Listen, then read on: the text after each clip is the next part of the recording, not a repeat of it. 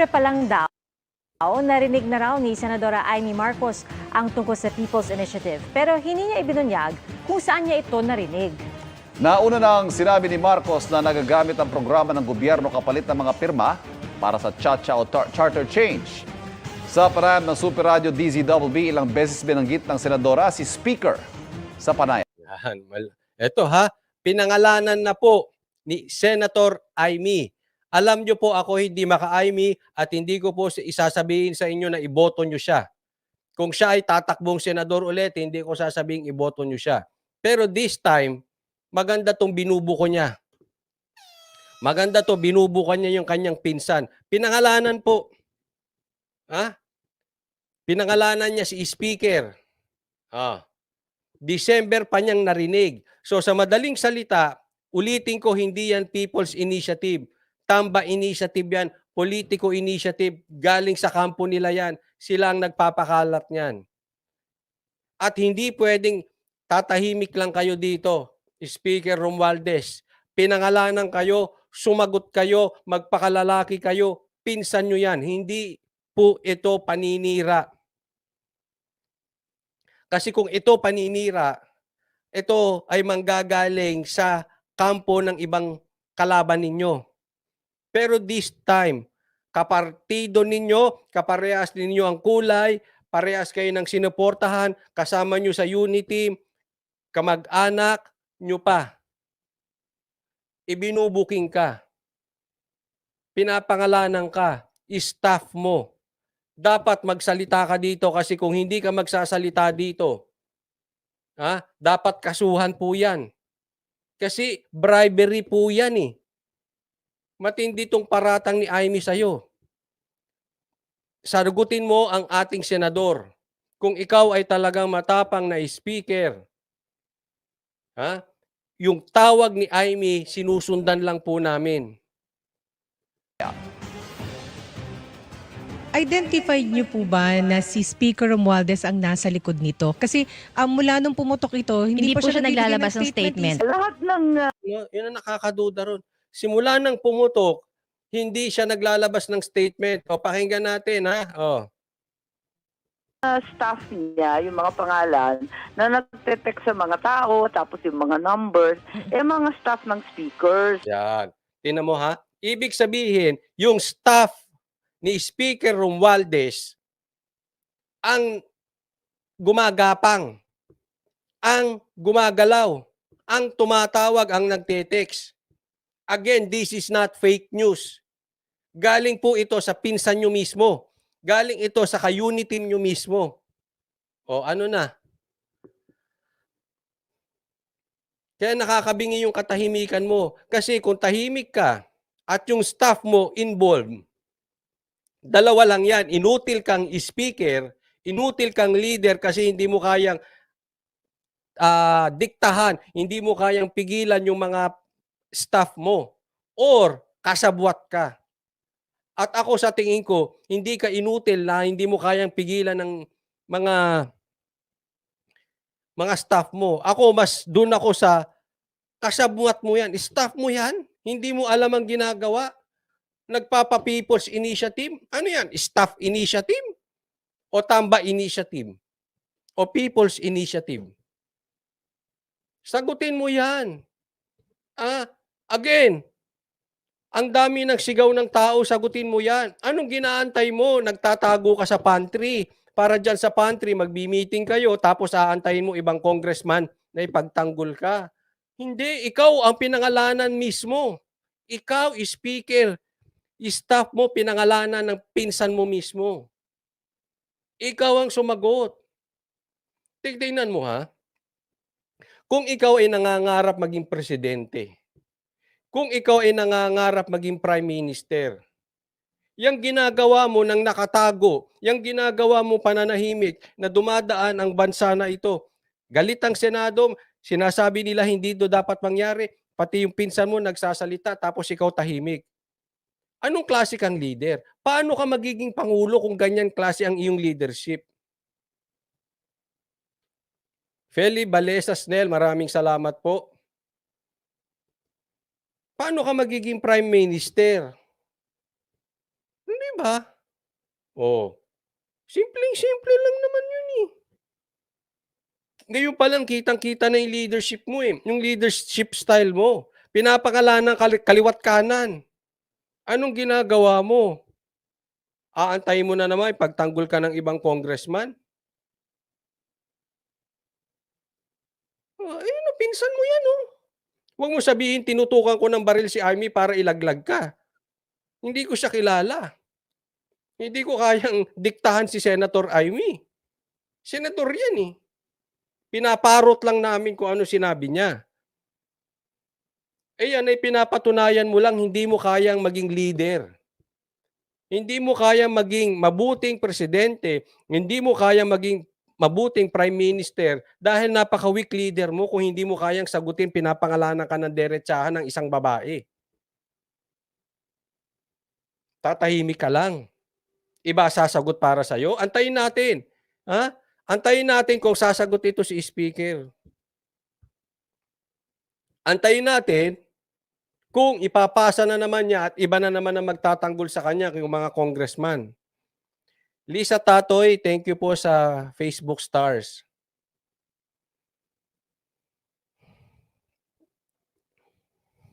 Sabi dito ni Ellie, buti nagsalita si Amy against sa cousin niya. Correct. Buti. Well, anong gagawin natin dyan? Kung ganyan-ganyan lang yan. Oh.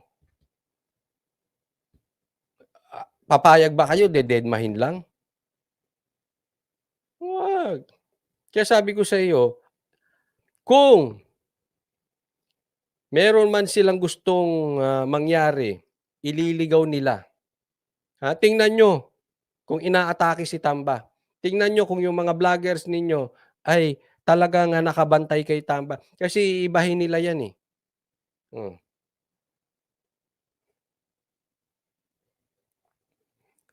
Sabi dito, pwede ba mag-prime minister na di alam ng mga tao tapos gugulatin nyo ang buong Pilipinas? Malaki talaga problema mo, Tambaluslos. Kasi po, ang mag-e-elect po ng prime minister, kasi mag-e-elect tayo ng congressman. At ang mag-e-elect ng, pagka naging parliamentary tayo, ang mag-e-elect ng prime minister ay yung pong ating mga congressman. What can you expect sa congress natin? Sino pa e-elect niyan? Di si speaker. Sabi nga ni sino makikinabang dyan sa PI na yan? Di ang Congress. Number 1 si speaker. Di ba? Sabi dito, ipatawag na si Tamba, si Amy, Congress, tapos i-contempt. Dapat pa imbestigahan nyo din yan. May punto po. Ha? Total, binuko mo na yung pinsan mo, Amy. Sana wag ka lang dakdak. Ipatawag nyo sa Senado para maimbestigahan. So, hindi mo masisisi yung tao na siya yung tinutumbok. So, mukhang surprise gift daw para sa SONA. Di surprise. Talaga lahat tayo na. Surprise sa PIPI na yan. Nakaka-nervous naman. Hindi ko alam kung alam niya o hindi. Yun. Yan sabi niya, hindi ko alam kung alam niya o hindi. Pinapatunguyan yung kapatid niya si Marcos. Ito, palagay ko, dapat di magsalita dito si Marcos. We cannot blame the people. Na kahit na alam natin walang pakinabang si Marcos dito sa People's Initiative dahil ang magiging naman diyan ay ang Congress at ang magiging Prime Minister diyan ay galing din sa Congress, no? Dapat magsalita si Marcos dito kasi kung hindi siya magsasalita dito at mananahimik din siya, bilang isang presidente at ang number 1 na problema ng bansa natin ay People's Initiative. Kahit hindi siya makikinabang, kailangan gumalaw ka kasi pag hindi ka gumalaw, it means kasabwat ka at nakakaduda po yan. We cannot blame the people kung yan ang isipin. So kailangan din magsalita. Alam mo, palagay ko si BBM ay dapat gayahin niya si Amy, yung kanyang kapatid eh. Dapat mag-usap tong dalawa. Paano ba natin, ano bang gagawin natin dito sa pinsan natin? Dapat mag-usap sila. Ay parang siya na ang presidente. Ayusin nyo yan. Kayo Marcos ang masisira dyan sa pinsan ninyo. buti nagsasalita na nga si Amy. Antayin natin kung magsasalita si Marcos. Jocelyn Damian, thank you po sa stars. Jocelyn Damian. Sabi pa ng Senadora, 20 million pesos nga raw na halaga ng social protection o ayuda kada distrito ang alok ng mga staff ni Romualdez para makalikom ng pirma. Yun, grabe. 20 million kada pirma. Uy, nako. Ha? Naka LX 300 na ako niya.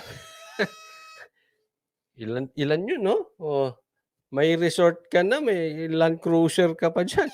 20 million kada distrito. O saan kukunin? Ayuda. O ano ba yung ayuda? Pera mo. Pera ng taong bayan yan. 20 million. Hindi ako nagsabi, ha? Speaker, wag mo akong ipatawag. Inuulit ko lang, dinidiinan ko lang yung sinabi ng pinsan mo mismo. Kayunity mo mismo nagsalita. Kung gusto mo ako ipatawag mo muna yung pinsan mo. Dalawa kami. Oh, siya naman nagsabi. Totoo ba yan, Speaker? Pasinungalingan mo kung hindi totoo. Dahil pag hindi ka gumibo dyan at nagtago ka sa pantry at ibang congressman naman ang pagtatanggol sa'yo, nagbibigay ka nga ng 20 million kada distrito. Aba, sarap buhay. Kaya naman pala, pag eleksyon, nagpapatayan ang mga barangay captain. Pagka may mga ganito, saan dadaan yan? Di sila yung mag-aati-hati. Oh, 20 million ba naman? Oh, pirma lang yan. Maglalakap ka lang ng pirma. Laway-laway lang yan eh. 20 million. Oh. Ngayon, alam nyo na. Ha? Kung bakit sila nag-aaway-away kahit maliit ang posisyon. Ha? Ganyang kalaki ang kikitain. Habang ang taong bayan hirap, nagrereklamo, kakaantay ng 20 pesos na bigas. Kayo, 20 milyon. Oh. Ano bang Tagalog ng milyon? Milyon. Oh. 20 pesos ang ine-expect ng taong bayan. Ang binigay ninyo, 20 million. Saan? Bawat distrito. Mga loko-loko talaga kayo, ha? Oh. Huwag na kayong papabudol muli. Tatandaan ninyo, huwag nating bitawan tong PI na ito. Sinubukan po namin kunin ng reaksyon ni Romualdez pero wala pa itong tugon sa amin maging ang kanyang tanggapan. Okay, tamo? Wala ka eh. Hindi ka naimik eh. Sumagot ka, oy! Ay, naku. Nograles, ikaw na nga sumagot kung ayaw sumagot niyan. Baka mamaya nakatago sa'yo yan si ano eh. Hindi kasi ikaw Nograles, meron ka ring sabit eh. O, di ba? Pinangalanan ka rin. Pinangaralan ka rin ni Pulong. Nagpapa-effect ka dyan ng pirma dyan sa Davao. O, di ibig sabihin, kumita ka rin ng 20 million? Nograles? Diba? Ganun kasimple yun eh. Ano sabi ni Amy? 20 million kada distrito. Nograles, nagpapapirma sa Davao. Ano ibig sabihin nun? Kumita ka, Nograles? Ng 20 million? Ako'y nagtatako lang. Nagtatanong lang. Alam ko hindi ka kumita ng 20 million. Patunayan mo sa taong bayan. Sagutin mo yung taong bayan. Magsalita ka. Huwag kang tumago dyan. Kasi ako naniniwala, hindi ka tumanggap ng 20 million eh. Ang problema mo yung taong bayan. Patay ka dyan. Hindi naman importante kung ano paniwala ni Cotsoli. Ako hindi naniniwala, hindi mo kailangan ng 20 million. Mayaman ka na eh. Ang problema, taong bayan. Anong binili mo sa 20 million? Pag ganun ang tanong ng taong bayan. Saan mo dinala yung 20 million kung ganun ang tanong ng taong bayan?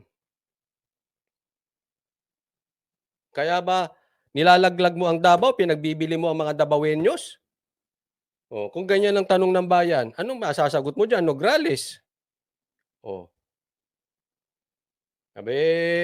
Ano ba kayo? Politiko o sindikato? Paano kung ganyan ang tanong ng taong bayan? Di ba? alsang sindikato kayo, hindi na kayo alsang politiko eh. Paano kung ganyan na sabihin ng taong bayan? Tatahimik ka lang. Oh. Kailangan sagutin mo yung paratang sa'yo ni Pulong Duterte at ni Amy Marcos. Dalawang mga apelyido matitikas yan.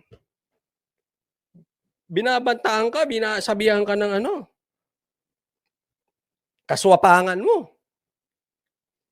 Oh, pati Davao, alam mo namang nilinis ng Duterte ang Davao, ang lakas din ng pest nito si ano. O paano kung ganyan ang sabihin ng taong bayan? Ang lakas ng pest mo, kapal ng pest mo. Davao pa.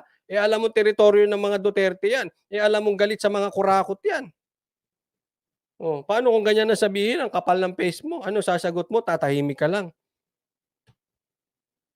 Sumagot ka, Nograles. Nung sinisikil mo si Eric, lakas ng salita mo eh. Ngayon, tahimik ka dyan, Nograles. O, katulad nito, paano kung ganito ang tanong ng mga tao? Sindikato ang mga hudas ng mga yan. O, ano sasagot mo dyan? Tatahimik kayo?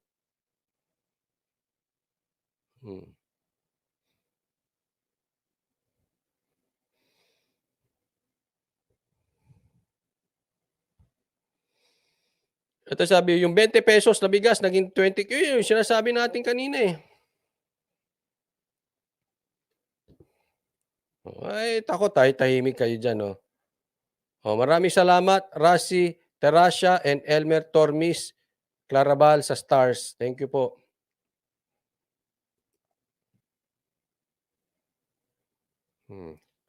Diretso po tayo. Naghain na ng resolusyon si Senadora Marcos para imbestigahan ang umano'y signature buying para sa Chacha. Ayan, wag na yung mga makabayan na black, epal lang yan. Makabayan black, epal eh. Kayo nga nagsabuatan dyan para bigbigan. Birahin nyo si Sara eh. Tapos ngayon, question kayo sa PI. Ano kayo, nagpapalaki ng epal? Ako, ewan ko sa inyo. Eh, kung may tiwala kayo dun sa makabayan black, kayo na lang, ako wala. Wala kayong magagawa, opinyon ko yun eh. Hindi, wala akong tiwala doon sa yun. Kunwari pa, kayo bumira kay Sara. Tigil-tigilan nyo nga kami. Hindi, yung mga makabayan black ha, kasi ang next nito, makabayan black, magagalit eh. Ha? Magagalit dyan sa PI na yan. Huwag nyo nga, tigil-tigilan nyo nga. Eh kayong sumabwat dyan kay Tamba, dinimanda nyo pa ang Duterte. Sinikil nyo si Sara Duterte. Baliw kayo. Tapos ngayon magagaganyan. Walang maniniwala sa inyo. Kayo mga...